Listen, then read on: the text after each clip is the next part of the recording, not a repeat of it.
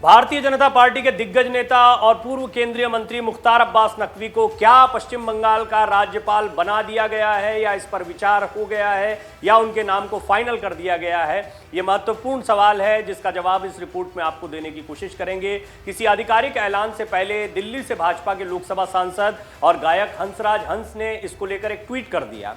हंसराज हंस ने ट्वीट में पूर्व केंद्रीय मंत्री मुख्तार अब्बास नकवी को पश्चिम बंगाल का राज्यपाल बनाए जाने की बधाई तक दे डाली। हालांकि पूर्व केंद्रीय मंत्री मुख्तार अब्बास नकवी ने राज्यपाल बनाए जाने की किसी भी जानकारी या खबरों को लेकर इनकार किया। इसके बाद में भाजपा सांसद हंसराज हंस ने अपने ट्वीट को वापस भी ले लिया। इससे पहले हंसराज हंस ने अपने ट्वीट में लिखा, केंद्र सरकार द्वारा श्री मुख्तार अब्बास नकवी जी को बंगाल का नया राज्यपाल बनाए जाने पर बधाई। देखते ही देखते भाजपा सांसद का ट्वीट सोशल मीडिया पर वायरल होने लगा और यूजर्स भी नकवी को राज्यपाल बनने की बधाई देने लगे। लेकिन कुछ देर बाद ही हंसराज हंस ने अपना ये ट्वीट डिलीट कर दिया, लेकिन उनके ट्वीट का स्क्रीनशॉट अब सोशल मीडिया पर जमकर वायरल हो रहा है। क्या यह खबर लीक हो गई है? क्या उन्होंने किसी जानकारी के आधार पर इस बात को लिखा था और बाद में फिर उन्हें कहा गया कि नहीं, ये जानकारी सार्वजनिक नहीं करनी? ये भी महत्वपूर्ण सवाल है, क्योंकि हंसराज हंस एक जिम्मेदार सांसद हैं। निश्चित तौर पर बीजेपी में शीर्ष नेतृत्व तक या संगठन में उनकी अच्छी पकड़ है, तो जो भी महत्वपूर्ण फैसले लिए जाते हैं उनकी जानकारी भी उन्हें होगी। क्या जल्दबाजी में उन्होंने इस बात को सार्वजनिक कर दिया या लीक कर दिया, ये तो खैर अलग सवाल है। लेकिन एक महत्वपूर्ण बात यह है कि अब ये कयास तेज हो गए हैं कि मुख्तार अब्बास नकवी, जिसकी बात हमने अभी कल ही आपको एक रिपोर्ट में दिखाई है कि उन्हें एक बड़ी जिम्मेदारी दी जा सकती है और वो बड़ी जिम्मेदारी हो सकती है पश्चिम बंगाल का राज्यपाल बनना। पश्चिम बंगाल वो राज्य है जिसको लेकर बहुत बहसबाजी होती रही है।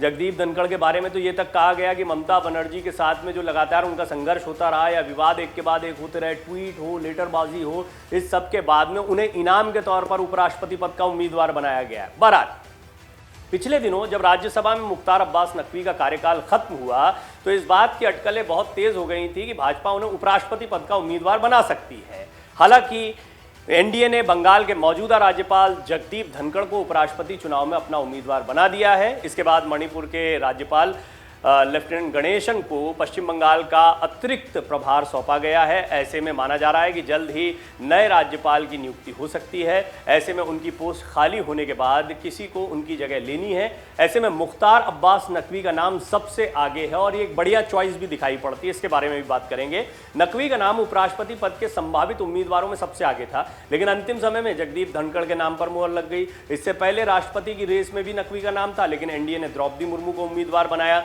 मुख्तार अब्बास नकवी को लेकर एक चर्चा यह भी है कि उन्हें किसी बड़े राज्य का नया राज्यपाल बनाया जा सकता है। केरल में जैसे आरिफ मोहम्मद खान को बनाया गया राज्यपाल, वो इकलौते मुस्लिम राज्यपाल हैं फिलहाल, और संवैधानिक पद दिए जाने से भाजपा पर मुस्लिम विरोधी होने के आरोप भी कमजोर पड़ जाएंगे। ये बातें राष्ट्रपति पद का उम्मीदवार बनाए जाने के कयासों पर, उपराष्ट्रपति पद का उम्मीदवार बनाए जाने के कयासों पर चलता रहा। अब जबकि नकवी को बंगाल का राज्यपाल बनाए जाने की बातें सामने आ रही हैं या फिर इस तरह के कयास लगाए जा रहे हैं, तब एक बार फिर ये बात कही जा रही है कि बीजेपी कोई ना कोई बड़ी जिम्मेदारी मुख्तार अब्बास नकवी को जरूर देगी।